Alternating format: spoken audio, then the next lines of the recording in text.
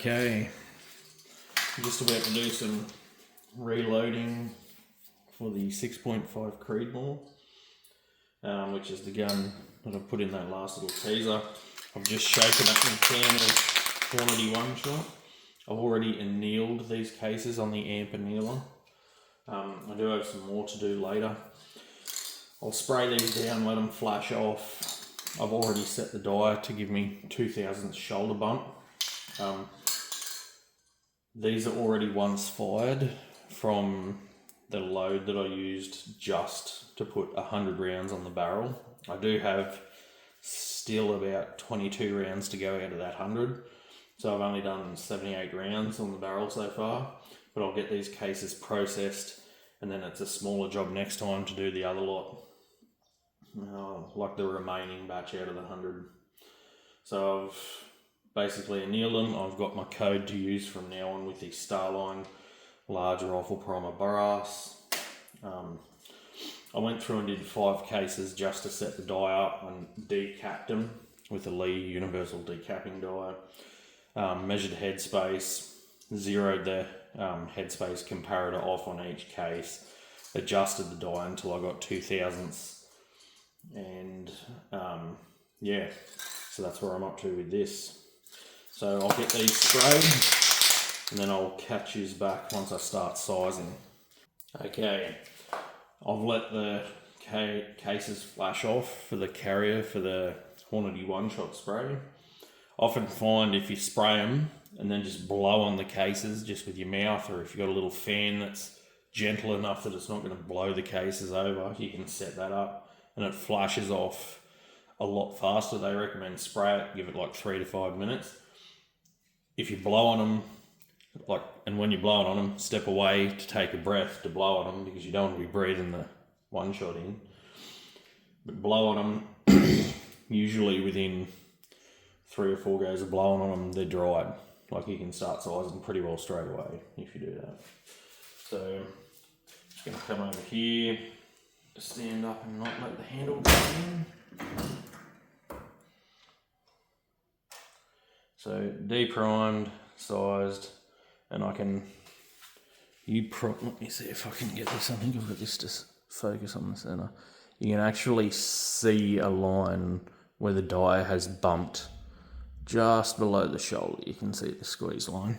And that was giving me 2 to 2.5 thousandths when I set the die up earlier.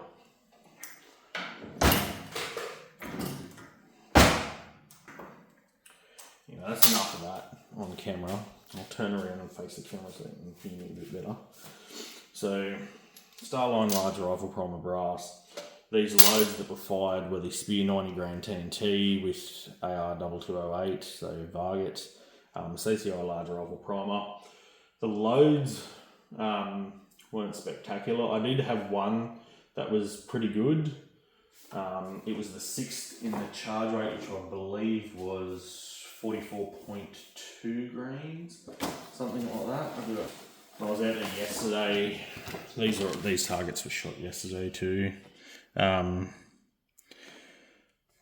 This was 9th, and then I believe this was the base charge 10, but it was actually the base charge out of the loads.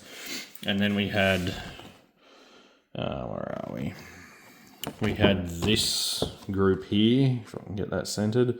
That was with Norma 130 grain factory ammunition, the Norma 130 golden target or whatever they call it. So I haven't measured any of these yet. And this was an old lot of Hornady 143 LDX ammo that I had loaded from years ago that was for the Accuracy International AT that I had, that had the proof research carbon fibre barrel in 6.5 Creedmoor. These didn't come from me. Someone else shot on my target, these two.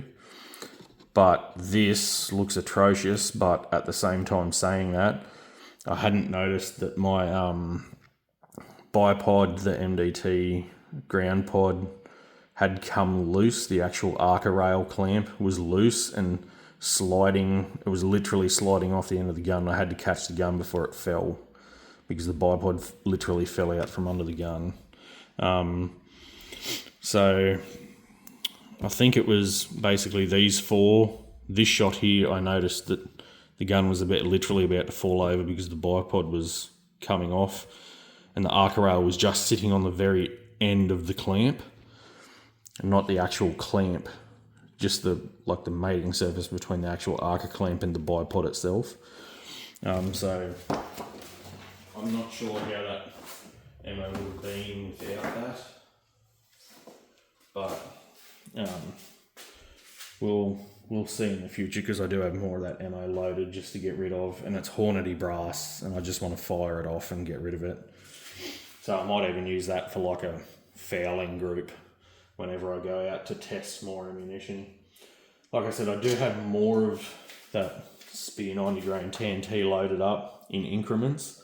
I think I've still got two rounds of the 5th increment, and then another 5 of 5 to 10 again, all in 0.2 grain increments. I'm going to run them over the chronograph just to see what velocities these loads were actually achieving.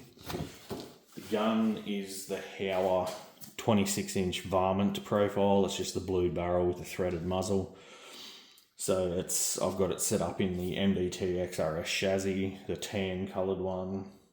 I'm using the 5-round AICS polymer mags for it, and I have, again, my old muzzle brake that I was using on that Accuracy International, the APA. I'm pretty sure it's the little bastard. It's the 3-port brake. I've got that on the end, and with these 90 grain loads, you can watch the holes appearing in the paper at 100 yards. If you're not loading the bipod on the bench correctly, it does bounce a little bit, but you're still on the paper at 100 yards with the scope. So you can watch that happening.